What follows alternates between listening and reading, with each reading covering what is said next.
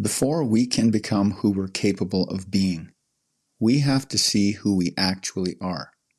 And here's something that may not seem that important.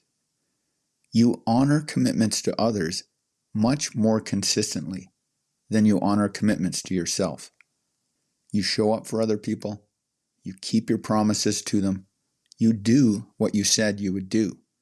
But when it comes to the commitments you make to yourself, something different happens. Does that matter? Today is episode 1 in a 3-part series on self-respect, beginning with this quiet contradiction that most people never examine. You've been conditioned to treat your own standards as optional. So we're going to look at this double standard, figure out why it's at the root of your behavior, and set the foundation for what you can do about it. Hey there, it's me, Core, and you're listening to Exercising Self-Control from Fitness to Flourishing, the show where we confront the quiet contradictions that shape your identity. Most people live with a contradiction they never examine. They treat commitments to others as something to be taken seriously, yet commitments to themselves are negotiable. Consider these examples. If you tell a friend you'll be there at 6, you show up at 6. If you tell yourself that you'll wake up at 6 in the morning, you may hit the snooze button. You'll find out when you get there. If you promise a coworker that you'll complete a project and that it's going to be delivered on time, you deliver it on time. If you promise yourself you're going to train today, you may skip it. You'll find out when the moment arrives. If you tell someone you'll help them move, you rearrange your schedule to help. If you tell yourself that you'll stop a destructive habit, you may delay it another week or 2. You'll find out how you feel, and then you'll take action. Maybe. You honor others. You negotiate with yourself. You see how things go. You see how you feel like it on the day. That's an uncomfortable truth. You respect other people more than you respect yourself, it would seem. Now, you may not have been doing this consciously or intentionally, but you have been doing it, and it's clear in your behavior. So why do you do that? Why do you honor others more than yourself? There are social consequences for breaking your word to others. There's embarrassment, judgment. It can create conflict. It can damage your reputation with not only the person you're dealing with, but anyone that they tell about their experience. However, there are no immediate consequences for breaking your word to yourself. No one calls you out. No one holds you accountable, and no one else sees it happening. You do, but that doesn't seem to matter. And I'm not pointing to you specifically. I speak as much to myself with these episodes as I'm speaking to anybody else. I am a work in progress, just as we all are works in progress. So, it seems there are no immediate consequences to breaking your own word. But that doesn't mean there aren't any. It just means the consequences are not something anyone sees. They're internal. And as I talked about in the last episode, the weight you carry that isn't physical, internal consequences are heavier. Every time you break your own word to yourself, here's what happens. You weaken your identity. You reinforce the belief that your own standards don't matter. You teach yourself that you are someone who accepts negotiation as an option.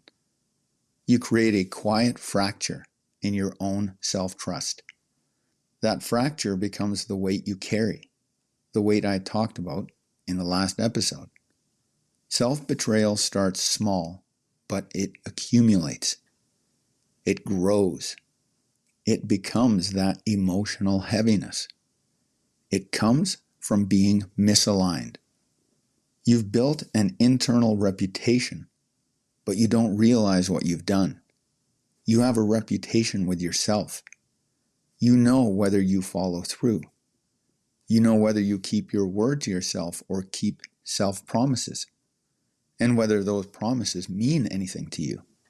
That internal reputation determines your confidence, the momentum that you bring to your behavior. It shapes your self-image, your self-esteem, and your sense of agency. It determines whether you are someone who can steer your life in the direction in which you want to move. You can't hide from yourself. You can't lie to yourself. You can try, but deep down, you know. That's the doubt you carry when it comes to living your values and realizing your goals. Who's going to be there in the moment of choice?